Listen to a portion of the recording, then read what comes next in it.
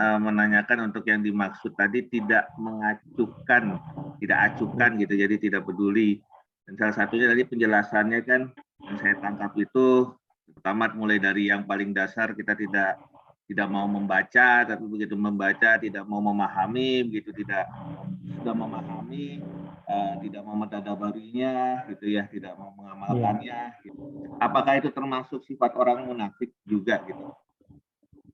Apa yang dijadikan sebagai keluhan Nabi yang pada awalnya tadi sudah disampaikan, ini adalah untuk orang kafir sebetulnya. Tapi menurut para ulama, tidak hanya orang kafir Quraisy di zaman Nabi, tapi jadi pembelajaran untuk umat yang sekarang, karena di antara umat Nabi kita Muhammad SAW ada yang memperlakukan Al-Quran tidak sebagaimana mestinya. Ini pun termasuk dalam konteks hijrul Quran, meninggalkan Al-Quran kata mereka. Ya, yang tadi ya ada Ibnu Qayyim yang mengatakan, ada ulama mengatakan paling tidak kalau yang dari ulama itu 3, orang yang tidak mau baca Al-Quran dianggap meninggalkan Al-Quran, orang yang tidak mau membaca Al-Quran dan tidak mau mempelajarinya, baca tapi nggak mau mempelajari, baca tapi tidak mau memperhatikan isinya, nah itu juga termasuk meninggalkan Al-Quran. Atau sudah baca, sudah mempelajari tapi tidak mau mengamalkan isinya pun juga termasuk orang yang meninggalkan Al-Quran. Apakah orang yang seperti ini boleh dikatakan juga sebagai orang munafik? Jawabannya, ya, bisa saja. Itu orang munafik. Tapi persoalannya adalah, kalau dia masih seorang munafik yang bersyahadat, la ilaha illallah Muhammadur Rasulullah, hanya karena kemalasannya, karena katakanlah pengaruh lingkungannya, dia hanya baru terbatas baca Quran, tapi belum mau mempelajarinya, mendalami isinya, tapi belum mau mengamalkannya, dia termasuk memang orang munafik, tapi bukan munafik yang i'tiqadi, bukan munafik yang keluar dari syariat atau keluar dari Islam. Dia termasuk orang-orang munafik secara amal. Ya, bisa jadi itu adalah orang yang dikategorikan nanti di akhirat, orang-orang yang punya kesempatan masuk ke dalam surga, tapi karena kesalahan dan dosanya yang lebih banyak, akhirnya Allah jebloskan dia ke dalam siksa api neraka. Walaupun pada akhirnya Allah akan masukkan pula dia nanti ke dalam surganya setelah dia dicuci habis kesalahan-kesalahannya waktu di dunia. Wal'iyadzubillah. Bisa juga dia menjadi orang-orang seperti yang waktu kita kaji surah Al-A'raf. Akhirnya menjadi orang yang di tengah-tengah. Masuk surga belum bisa, padahal dia berkeinginan sangat. Ke dalam neraka juga Allah tidak jebloskan. Karena dia adalah orang yang masih timbangannya tengah-tengah itu. Nah, pada akhirnya orang Al-A'raf ini Allah selamatkan ya dengan syafaat-syafaat, termasuk yang tanya syafaat Al-Quran. Kalau dia rajin baca Quran akan dapat syafaat Al-Quran. Kalau dia rajin puasa akan dapat syafaat puasa. Dia berusaha mencintai Nabi dengan mencontoh perilaku Nabi, dia akan mendapat syafaat dari Rasulullah dan syafaat-syafaat lainnya. Akhirnya Ashabul A'raf Allah selamatkan masuk ke dalam surga. Nah, jadi jawabannya iya, termasuk orang munafik, orang yang sedemikian rupa itu, tapi tidak termasuk munafik i'tiqadi. Kecuali dia betul-betul memang tidak mau menerima Al-Quran.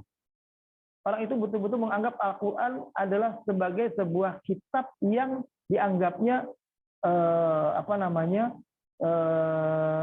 tidak lebih baik daripada hukum yang ada dalam kehidupan saat ini misalnya. Contohnya begini, kita katakanlah saat ini di Indonesia atau dimanapun belum bisa membumikan, mengamalkan semua isi Al-Quran dengan baik, termasuk hukum-hukumnya dengan baik. Katakanlah hukum orang yang berzina, hukum orang yang mencuri, belum kita bisa laksanakan dengan sebaik-baiknya, walaupun itu cuma hukum pidananya. Tapi kita mengamalkannya itu dalam hati yang tetap punya niat berjuang, pada akhirnya nanti mudah-mudahan Allah izinkan kita bisa mengamalkan semua isi Al-Quran. Bukan mengamalkannya dengan hati yang lapang. Bukan mengamalkannya karena menganggap hukum orang mencuri di penjara itu lebih baik daripada orang mencuri dipotong. Hukum orang berzina di penjara itu lebih baik daripada orang berzina itu dihukum rajam misalnya. Nah, kalau kita sudah membahasakan diri seperti itu sudah merendahkan nilai Al-Quran, itu baru kita bisa termasuk orang munafik i'tiqadi. Itu bisa begitu. Tapi kalau kita hanya terbatas tidak bisa mengamalkan, ya, tapi karena ketidakmampuan, boleh jadi itu kita masih dalam kategori munafik amali. Ya, karena syahadatnya masih diakui, dan dia belum membandingkan kebenaran Al-Quran dengan kebenaran atau kelebihan dari hukum-hukum yang lain. Itu seperti itu, Pak Azwar. Jadi kalau masih kondisinya katakanlah seperti yang tadi, belum mengamalkan Al-Quran, belum mempelajari Al-Quran dengan baik, ya dia adalah kategorinya termasuk orang munafik, tapi munafik amali. Ya. Saya kira itu munafik perbuatan, ya, bukan munafik keyakinan. Itu ya, i'tiqadi maksudnya munafik keyakinan, amali munafik secara perbuatan. Tentu saja itu juga tetap jelek karena mengurangi nilai-nilai amal perbuatannya yang nanti di akhirat akan berakibat buruk. Kalau yang sudah i'tiqadi kayak tadi, seperti orang kafir Quraisy, tidak mengamalkan Al-Quran betul-betul, karena mereka menentang Al-Quran, karena mereka menganggap Al-Quran tidak lebih baik untuk diterapkan pada zamannya daripada apa yang mereka miliki pada zaman itu, maka buat mereka azab begitu berat dan pedih seperti yang diterangkan di ayat ke-34 itu. Ditarik, diseret ke dalam siksa, itu bahagian dari kepalanya atau wajahnya bahkan. Wa'iyadzubillah. Nah, kita kalau dalam berdoa itu syafaat siapa yang kita minta? Misalnya ya Allah berikanlah syafaat Nabi Muhammad gitu. Ataukah syafaat dari Al-Quran atau bagaimana? Tadi juga salah ya, nggak boleh ngomong ya Allah ya Pak Ustadz ya. Yang pertama jadi soal penyebutan ya Allah itu begini maksud saya. Itu jangan juga kita salah paham. Itu sudah jadi bahasa Indonesia. Kalau berdoa memang ya Allah atau oh Allah, wahai Allah, itu begitu. Itu karena sudah jadi bahasa Indonesia. Tapi maksud saya jangan dari bahasa Arabnya yang Allah itu ditambah dengan kalimat ya Rabbi, ya Rabbana. Itu jangan ditambah begitu. Makanya dalam Al-Quran selalu doa-doa Nabi itu ucapannya hanya Rabbana, hanya Allahumma, tidak ada pakai ya di depannya. Itu maksud saya. Ya, jadi kalau Nabi mengungkapkan kalimat pakai ya, ini menunjukkan saat itu ini kondisinya jauh dengan Tuhan, itu begitu. Dan memang orang kafir Quraisy lagi jauh dengan Tuhan, itu maksudnya. Kalau ya, menyebutkan ini, Ustaz, menyebutkan Asmaul Husna sebelum berdoa, ya Rahman, ya Rahim, misalnya. Ya, kalau itu ya karena memang sudah bahasa kita. Sebetulnya kalimat ya Rahman, ya Rahim itu sebetulnya dalam rangka untuk apa ya, memanaskan hati kita itu biar lebih hangat merasa dekat dengan Tuhan. Makanya kan disuruh walillahil asmaul husna fad'uhu biha. Milik Allah nama-nama yang baik, berdoalah kepada Allah sesuai dengan namanya. Tapi bukan seperti yang banyak orang lain lakukan, itu asmaul husna dihafal karena dia adalah zat yang memberi rezeki, dia cuma hafal ya Razak, ya Razak, ya Razak, ya Razak. Hanya baca itu, padahal itu sebetulnya adalah untuk pengganti penyebutan nama Allah selain menyebutkan dia sebagai Rabb, sebagai Allah. Kita sebut juga dia sebagai Razak, baru kita mohon rezeki kepadanya. Jadi bukan dengan salah kalau orang yang beranggapan hanya menyebut ya Razak, ya Razak, ya Razak jadi 5.000 kali, 10.000 kali, maka dia akan dapat rezeki. Bukan seperti itu. Jadi sebetulnya hanyalah penyebutan nama. Ya Allah, ya Razak, ya urzuqna rizqan thayyiban mubarakan. Wahai Allah, zat yang pemberi rezeki, rezekikanlah untuk kami rezeki yang luas, rezeki yang penuh dengan keberkahan. Misalnya begitu. Jadi hanya penambahan penyebutan untuk lebih menghangatkan hati kita merasa lebih dekat kepada Allah. Justru itu. Jadi boleh saja ya Rahman, ya Rahim, ya Ghafur, ya Wadud, tapi jangan menyebut ya Rahman, ya Rahman, ya Rahman berulang-ulang. Itu jadi seolah-olah Allah itu malah jauh, dipanggil-panggil terus. Itu bukan seperti itu yang dimaksud. Ya. Baik, kemudian sebetulnya yang kita minta kepada Allah adalah keselamatan itu sendiri. Kita tidak harus minta syafaat. Syafaat itu akan terjadi dengan sendirinya. Ketika kita berpuasa dengan puasa yang ikhlas karena Allah, ketika kita baca Al-Quran dengan baca Al-Quran yang benar-benar sungguh-sungguh kita baca Al-Quran itu, maka nanti Al-Quran dan puasa ya datang sendiri di hari kiamat. Mengatakan kepada Allah, ya Allah, dia baca aku dengan sungguh-sungguh. Dia berharap dengan membaca Al-Quranku saat itu, dia akan dapat rahmat-Mu ya Allah. Maka hari ini, tolonglah dia. Kalau dia kurang-kurang amal, supaya engkau selamatkan dia, agar menjadi orang-orang yang selamat. Itu maksudnya. Al-Quran membela kita, puasa membela kita, termasuk Nabi kita Muhammad Shallallahu Alaihi Wasallam. Sebetulnya bukan kita harus ya Allah, ya Rasulullah berilah kepada aku syafaatmu, bukan begitu. Atau ya Allah, berikanlah syafaat kepada berikanlah kepada kami syafaat Nabi Muhammad. Sebetulnya bukan permintaan itu. Yang lebih tepat adalah kita lakukan perbuatan-perbuatan yang dicintai oleh Nabi kita Muhammad SAW, perbuatan-perbuatan yang membuat Nabi senang dengan kita, diakui kita sebagai umatnya, maka dengan sendirinya nanti Allah akan menjadikan Nabi kita Muhammad diberikan kemampuan untuk memberikan syafaat kepada kita ketika kita punya kekurangan amal di akhirat. Jadi syafaat itu sebetulnya dalam konteks kita punya kekurangan amal, karena amal kita seimbang, karena amal kita pas-pasan, karena amal kita lebih berat keburukannya, kejahatannya daripada kebaikannya, jadi perlu didongkrak. Nah itulah perlu syafaat Nabi kita Muhammad SAW.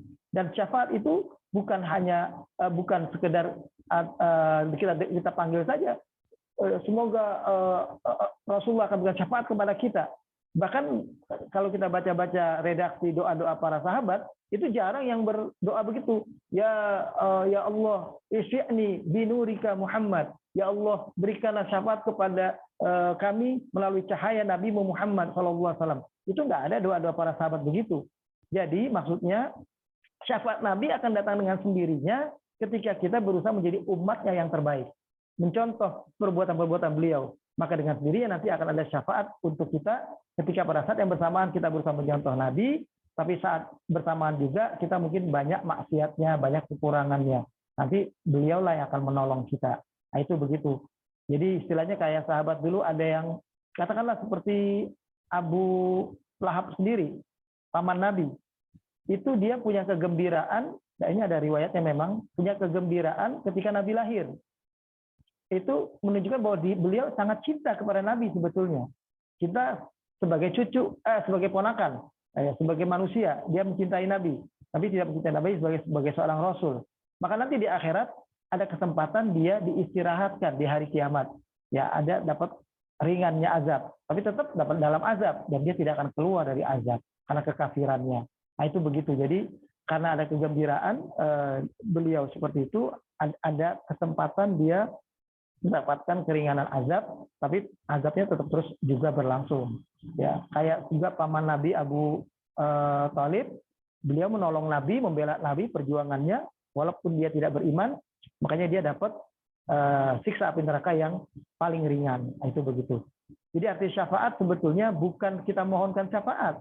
Kita kalau bisa mohon kepada Allah langsung keselamatan, langsung masuk ke dalam surga. Jangan pernah meminta syafaat. Meminta syafaat itu seolah-olah kita udah ngaku kalah perang, ngaku kalah gitu istilahnya, udah minta syafaat. Syafaat itu senjata terakhir, akan nolong dengan sendirinya. Itu begitu. Fenomena apa yang akan terjadi sekarang ini terjadi di kota-kota suci Arab Saudi? Itu akhir bulan lalu ada banjir bandang. Sekarang tanggal 23 kemarin terjadi lagi musibah banjir bandang lagi. Itu kira-kira tanda-tanda apakah yang akan terjadi, Ustadz? Makasih. Kalau kita percaya bahwa tidak terjadi musibah kecuali atas izin Allah, ya, dan tidak terjadi musibah kecuali untuk memperbaiki kehidupan kita dalam kehidupan sosial kita ini, maka musibah apapun yang menimpa seseorang ataupun menimpa satu bangsa dan satu negara di Arab Saudi, itu adalah peringatan-peringatan dari Allah yang tujuannya untuk mengingatkan, ya, baik kita umat Islam secara keseluruhan maupun mereka yang mengurus tanah haram. Karena belakangan pengurusan tanah haram sedemikian rupa boleh dikatakan lingkungan di sekitar tanah haram yaitu Mekah dan Madinah itu sudah mulai seperti sebuah negeri yang penuh dengan kebebasan yang katakanlah seolah-olah lupa mengingat bahwa di negeri itu, di tempat yang sama, di negeri yang sama ada kota suci. Ada kota suci Mekah, ada kota suci Madinah. Meskipun mereka tidak berani menyentuh perubahan-perubahan yang bersifat liberal di dua kota suci itu, di Mekah maupun di Madinah. Tapi di tempat lain, katakanlah di Jeddah, di Riyadh, di Dammam, bahkan sudah mulai ada sekarang kehidupan sosial yang tidak sesuai dengan nilai-nilai Islam. Katakanlah sudah mulai ada bioskop, ada mulai bar-bar, sudah mulai ada tempat orang minuman keras, walaupun di tempat khusus, bukan di tempat terbuka, atau di perjudian-perjudian juga sudah mulai ada dilegalkan di tempat-tempat khusus juga, ya.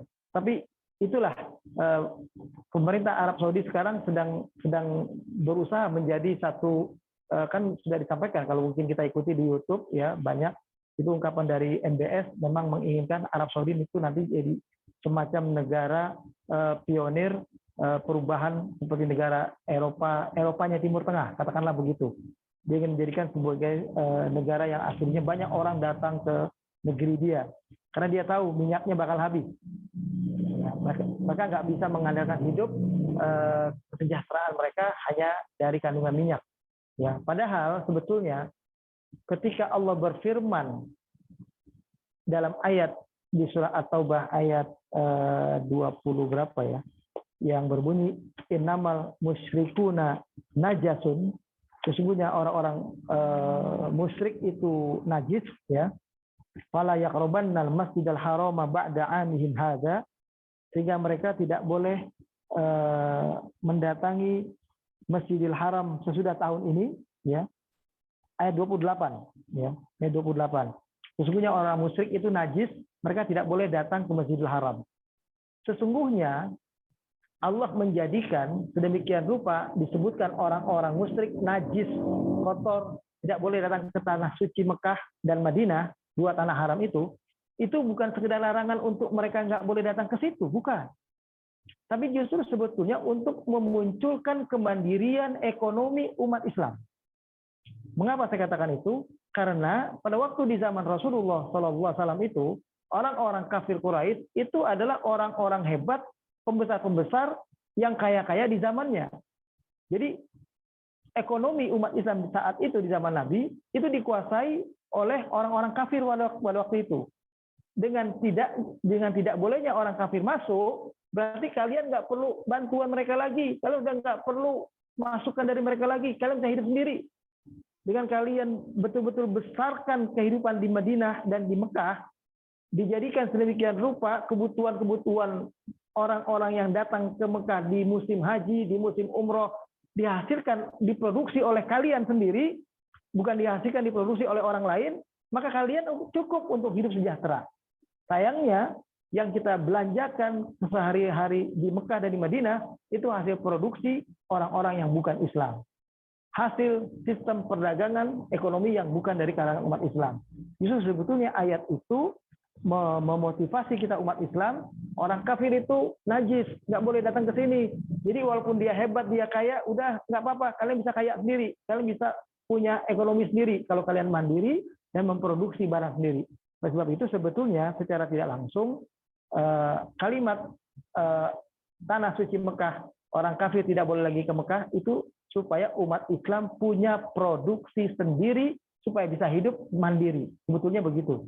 Tapi sayangnya itu yang belum terjadi sampai sekarang, termasuk kita di tanah air, belum mampu memproduksi barang kebutuhan kita sendiri, yang akhirnya diproduksi oleh orang lain. Kayak katakanlah kita kalau lebaran, ya kita yang pesta, kita yang berhari raya, kita yang makan, kita yang pakai baju baru semua, tapi yang mengambil keuntungan justru adalah orang lain.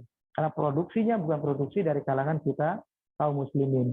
Ini yang kita harus pelan-pelan merebutnya.